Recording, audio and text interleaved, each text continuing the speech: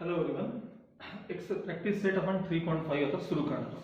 याआधी आपण जे मागं थेरम्स वगैरे सगळे पाहिले, मागं म्हणजे याच्या आधीच्या लेक्चरमध्ये आपण जे थेरम्स पाहिले तो व्हिडिओ किंवा तो लेक्चर 2-2, 3-3 वेळा किमान 2-3 वेळा एकदा पाहून घ्या. इन्स्क्राइब्ड अँगल थेरम तोही थेरम परत एकदा पाहून घ्या. या सगळे महत्त्वाचे थेरम्स आहेत, तो भाग सारखा रिवाइज करा.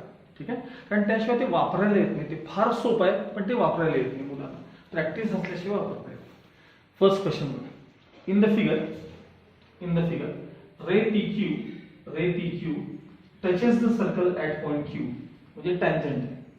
PQ12 त्याच्यानंतर PR8 आहे आणि विचारलंय तुम्हाला फाइंड PS अँड RS. आपला सर्वात शेवटचा जो थेरम होता टँजंट सिकँड सेगमेंट थेरम, त्याचा वापर करून हा प्रॉब्लेम सॉल्व्ह करू. मी तुम्हाला लक्षात कसं ठेवायला सांगितलंय, tangent square equals whole secant into exterior part. हे असंच लक्षात ठेवा, फायदा होतो.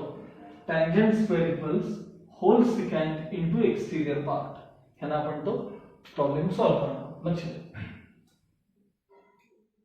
Line PQ is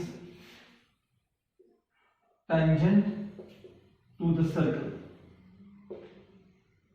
Line PRS is secant of the circle किंवा secant to the circle म्हटलं तरी चालेल. तर ज्या व्हॅल्यूज दिल्यात त्या लिहून घ्यायच्या. सांगा PQ किती दिलं आपल्याला 12, त्याच्यानंतर PR किती दिले आपल्याला 8. काय काय विचारले तुम्हाला, PS अँड RS विचारले. बघा, tangent square equals PQ square equals whole secant म्हणजे PS इंटू एक्सटेरियर पार्ट म्हणजे PR. Tangent square equals whole secant into exterior part. त्याला रिझन द्यायचं. Tangent secant segment theorem. PQ12 PS8 आहे माझ्यामध्ये. Sorry, PS विचारले तुम्हाला. PR8 आहे. आता 8 transfer 12 into 12 upon 8 is equal to PS. 4 2s are 8, 4 3s are 12, 2 6 are. So PS equals 18 units. किंवा metre centimetre असेल तर तिथं बघून घ्या. नाही, सो PS तुम्हाला काय मिळालं ना, 18 युनिट्स मिळाले. आता राहिले RS म्हणजे हा पार्ट. बरं, therefore RS equals PS minus PR. सांगा PS किती आहे बघा आपल्याकडे 18 मायनस PR किती आहे 8. So RS is equal to 10 units. RS is equal to 10 units.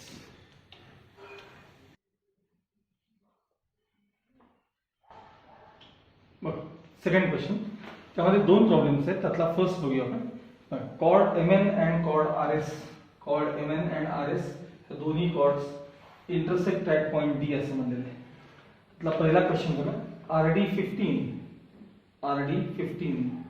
DS4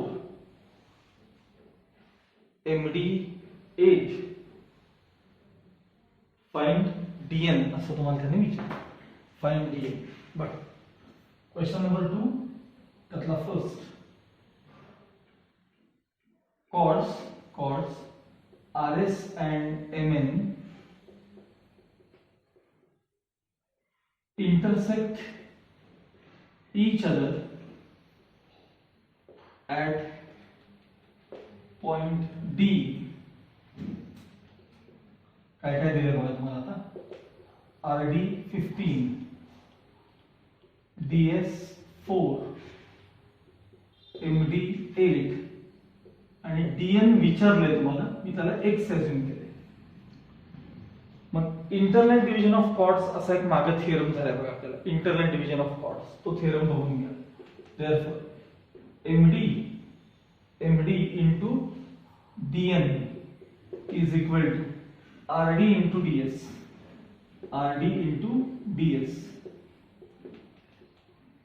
Theorem of internal division of chords, INTERNAL TIVISION of chords, internal division of chords असा reason बघा. MD किती आहे 8, डीएन किती आहे DN x, RD 15 आणि DS किती आहे 4. बस 8 transfer करा, x is equal to 15 into 4 upon 8. 4 1 the 4, 4 2 the 8.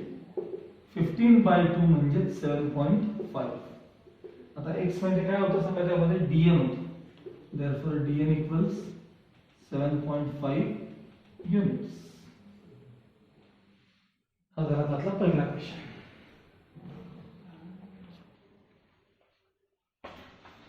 आता त्यातला सेकंड क्वेश्चन बघा. काय दिले बघा तुम्हाला, आर एस ची लेंथ 18 आहे, आर एस कंप्लीट कॉर्ड 18 आहे, 18. एमडी 9 आहे, एमडी 9. त्याच्यानंतर डीएन 8 आहे, डीएन 8 आहे आणि फाइंड डीएस विचारले.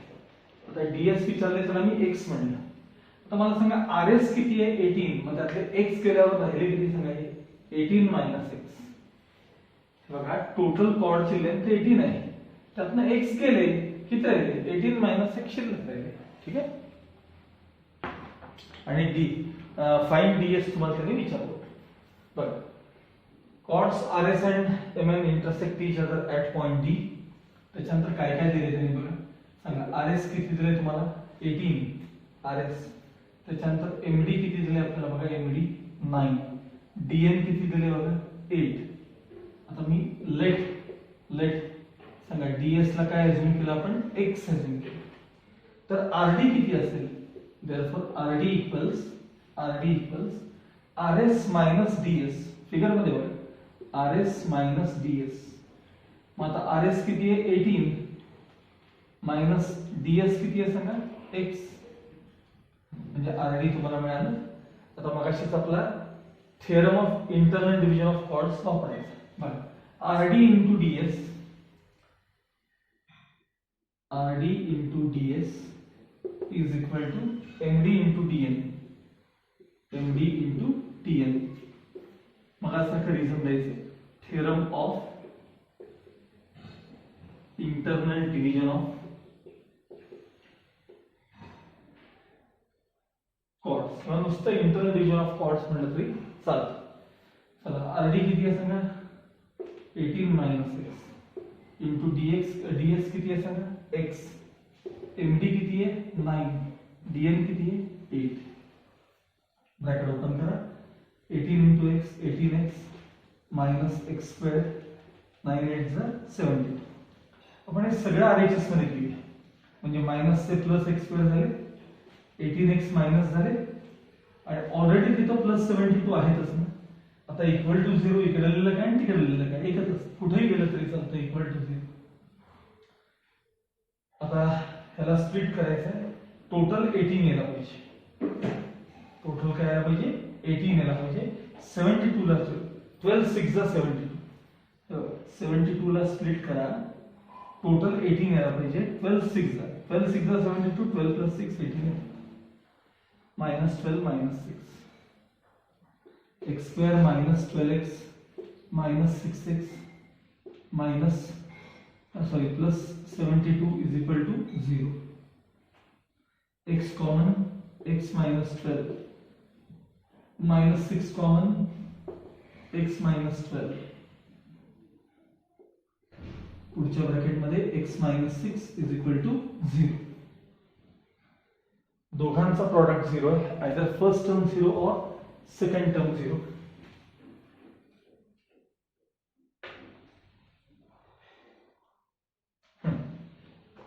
Therefore 12 minus x minus 12 equals 0 or x minus 6 equals 0. Therefore x equals 12 or x equals 6. ठीक है, x म्हणजे काय सांगा, dn. Therefore dn नाही ds. Therefore ds equals 12 or 6 units. Find तुम्हाला काय विचारलं होतं, ds विचारलं होतं.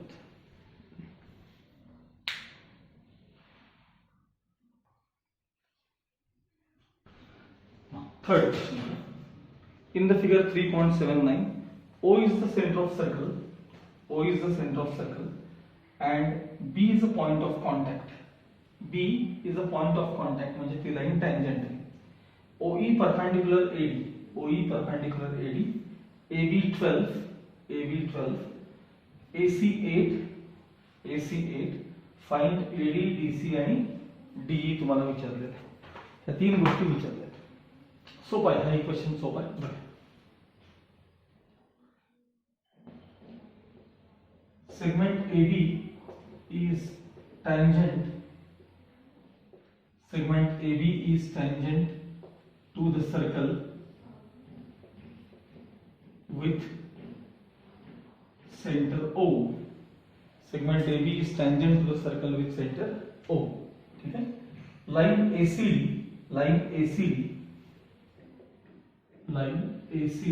is secant to the circle. त्याच्यानंतर OE परपेंडिक्युलर AD दिलेलं आहे तुम्हाला. Segment OE perpendicular segment AD.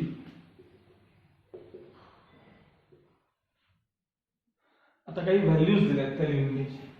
सांगा AB किती दिलं आपल्याला, AB 12. त्याच्यानंतर AC किती दिलं आपल्याला, 8 दिलेलं आहे. आणि पहिला क्वेश्चन आहे AD फाइंड करा. आठवा शेवटचा theorem, tangent square equals whole secant into exterior part. Therefore tangent square AB square equals whole secant AD into exterior part AC. Tangent secant segment theorem. Tangent secant segment theorem. AB 12, AD माहित नाही, AC 8. हे मगाशी बहुतेक झाले वाटतं हे calculation कुठे आलं होतं हे.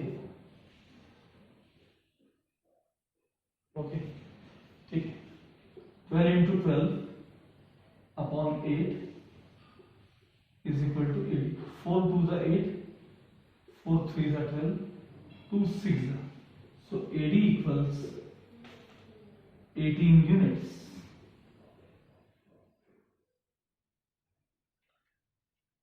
हे झालं पहिल्या क्वेश्चनचा आन्सर. तो तुम्हाला DC पाहिजे, DC इथं लिहितो. DC इक्वल्स फिगर मध्ये बघा, DC AD minus AC. AD minus AC. AD किती आहे, 18. AC किती आहे, 8. थोडक्यात तुम्हाला DC काय मिळालं तर 10 युनिट्स मिळाले. DC किती झालं सांगा, 10 युनिट्स. DC किती आहे, 10. ह्याचा आन्सर झाला. आता आपल्याला DE पाहिजे, DE बघा, segment OE perpendicular chord DC. Segment OE perpendicular chord DC. मग इथं खाली असं स्टेटमेंट लिहायचं, the perpendicular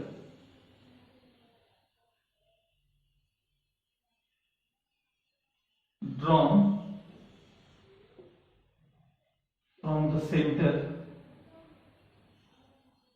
of a circle to its chord bisects the chord.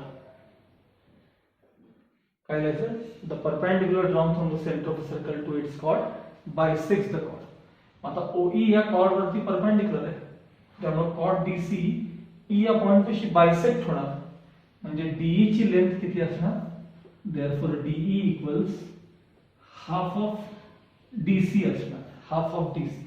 आणि आपल्याला डीसी आता किती मिळाले सांगा, 10 मिळाले, म्हणजेच half of 10. Therefore DE equals 5 units.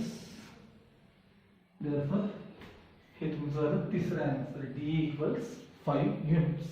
Okay.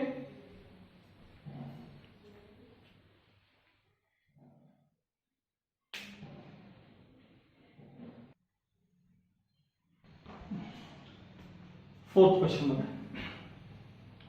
In the figure 3.80 PQ6 त्यानंतर QR10 PS8 आणि TS किती असं विचारलंय. TS किती विचारलं. एक्सटर्नल डिव्हिजन ऑफ कॉर्ड्स हा थेरम मागे बघून घ्यायचा, पुस्तकात लगेच मागे टर्न करून बघायचं. एक्सटर्नल डिव्हिजन ऑफ कॉर्ड्स आणि त्याच्याशी रिलेटेड हा क्वेश्चन. सोल्यूशन बघा. Chords containing chords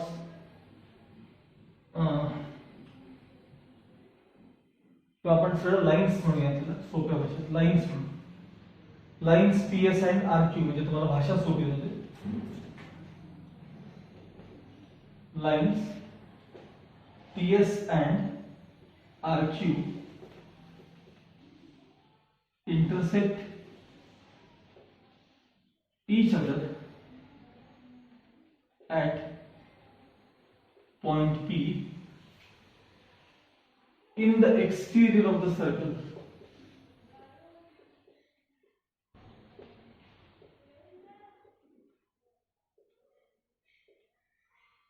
Lines PS and RQ intersect each other in the interior of the circle. जे दिले ते लिहून घ्यायचं. आता PQ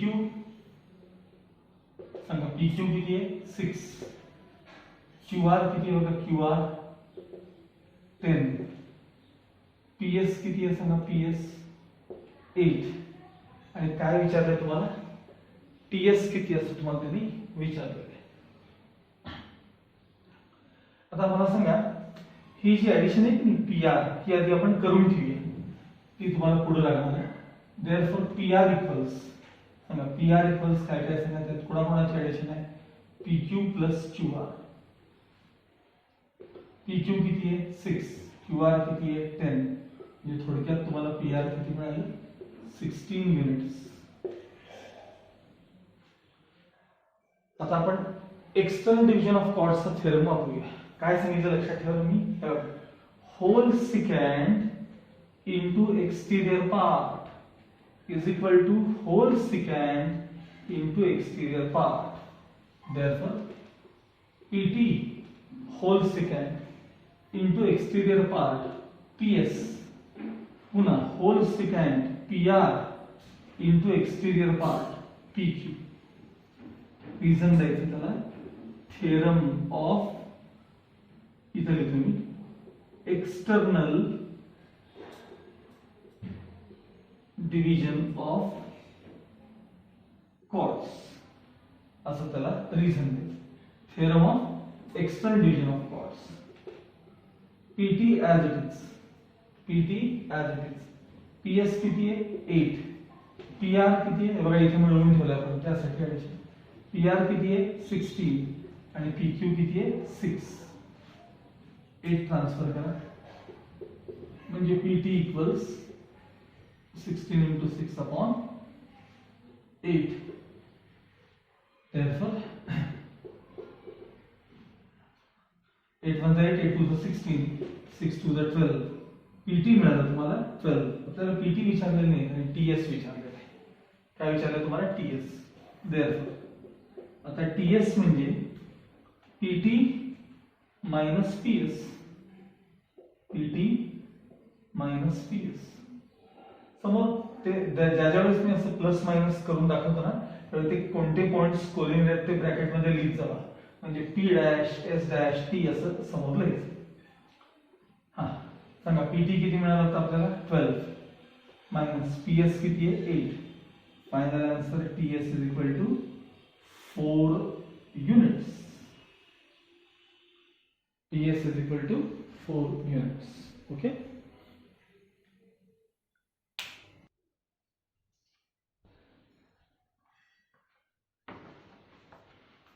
Okay. Next question बघा, खूप महत्त्वाचा क्वेश्चन आहे, पाचवा. Segment EF is diameter. Segment EF is diameter and segment DF is tangent segment. आणि segment DF जे आहे ते tangent segment आहे. Radius of the circle is R. सर्कलची जी रेडियस आहे ती किती असेल ना, R आहे, R. Prove that TE into GE, DE into GE equals 4R square. ठीक आहे. पहिला जो त्यातला बेसिक जो पार्ट आहे तो आधी मी लिहून घ्यायला सुरू करतो. लक्षात H is the center of circle with radius R units. H is the center of circle with radius R units. Segment EF is the diameter and segment DF is tangent at point F. हे diameter आहे आणि ही line आहे ती tangent आहे. मग मला सांगा radius आणि टँजंट परपेंडिक्युलर असतात की नाही, म्हणजे डायमीटर आणि टँजंट पण परपेंडिक्युलर असले पाहिजेत, कारण रेडियस काय आणि तेच एक्सटेंड केलं की डायमीटर होतं ना. देअरफॉर EF परपेंडिक्युलर DF काय म्हणायचं याला, tangent theorem.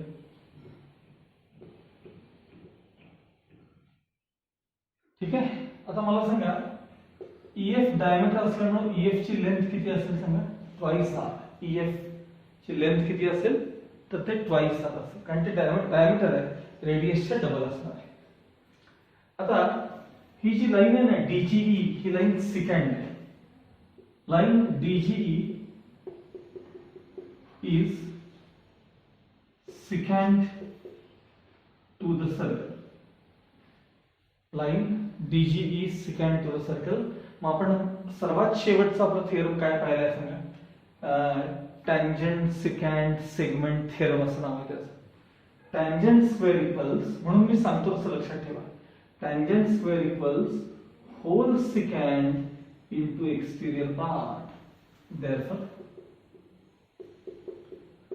DF square equals tangent square equals whole secant म्हणजे DE इनटू एक्सटिरियर पार्ट म्हणजे DG. याला रिझन काय द्यायचं याला, टँजंट सिकँट सेगमेंट थिअरम. आता ह्याला इक्वेशन 1 द्यायचं, EF म्हणजे ट्वाइस R, आणि ह्याला इक्वेशन 2 द्यायचं. ह्याला इक्वेशन तुम्हाला 2 द्यायचं. ठीक आहे. मी आता पुढचा पार्ट बघा. हा जो ट्रायंगल आहे DFE ट्रायंगल, त्यामध्ये पायथागोरस थेरम वापरायचा. In triangle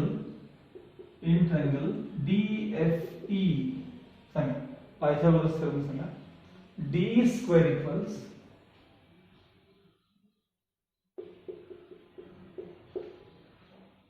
DF square plus EF square. DF square plus EF square. Reason theorem of Pythagoras. ठीक आहे. बरं, DE square as it is, हे पण as it is DF square. सगळ्यात पहिल्यांदा मला EF म्हणजे इक्वेशन कडे बघून सांगा. EF म्हणजे ट्वाइस R, त्याचा स्क्वेअर फ्रॉम इक्वेशन 1. ठीक आहे. आता मी हा पार्ट LHS मध्ये आणणार आहे. DE square minus DF square equals हे झाले 4R स्क्वेअर. पुन्हा DE square as it is. आता परत बघा DF स्क्वेअर म्हणजे काय, बघा DF स्क्वेअर म्हणजे DE into DG, DF square म्हणजे डीई इंटू डीजी, बरोबर आहे. DE into DG is equal to 4r square as it is from equation 2. आता ह्या डी दोनदा इथे नाही याच्यात आणि याच्यात एकदा आहे बघा डीई. मग यातले डीई कॉमन काढले, मी इकडे लिहितोय डीई कॉमन काढले इंटू ब्रॅकेट. सांगा ह्यातला एक डीई शिल्लक राहिला मायनस हा डीई कॉमन मध्ये गेला पण इंटू डीजी शिल्लक राहिली इज इक्वल टू काय सांगा तिकडे 4r स्क्वेअर आहे. So DE as it is into, आता डीई आणि डीजीचा डिफरन्स बघा फिगर मध्ये. डीई मधनं जर डीजी गेले तर कोण शिल्लक राहते सांगा. हे बघा हे जीई शिल्लक राहतात. हा डिफरन्स आहे GE is equal to 4r square. आला का बघा तुमचं. Show that DE into GE equals 4r square. Okay, show दॅटचा आता एकदा चेक करून घ्या सगळं. ओके, आता याच्यानंतर प्रॉब्लेम सेट 3 ह्याच्या पुढचा भाग आपल्याला पाहायचा आहे. प्रॉब्लेम सेट 3, पण हा इमिजिएट मी याला जोडून लगेच सुरू करत नाहीये, कारण तुम्ही हा मागचा पार्ट एकदा पुन्हा पुन्हा रिवाइज करून घ्या. हा सगळा पार्ट पुन्हा maximum most of the times revise करून घ्या, तर तुम्हाला प्रॉब्लेम सेट 3 सगळा समजून जाईल. ह्याच्यातले काही एमसीक्यूज पण थोडेसे अवघड आहेत, कारण मी शक्य झाल्यास एमसीक्यूज देखील यातले मी तुम्हाला म्हणजे फर्स्ट क्वेश्चन पासून हा सगळा प्रॉब्लेम सेट मी तुम्हाला याच्यातला करून टाकेन. लक्षात आलं? ठीक आहे. आपण आता ते नेक्स्ट पिरियडमध्ये पाहणार आहोत. एक्सरसाइज 3.5 सगळ्याचा सगळा वहीमध्ये सोडवून ठेवा आणि मागे सांगितल्याप्रमाणे थेरम सगळे या चॅप्टरचे सारखे सारखे रिवाइज करा. त्याचे थेरम जे आहेत ते सारखे रिवाइज करा. ओके.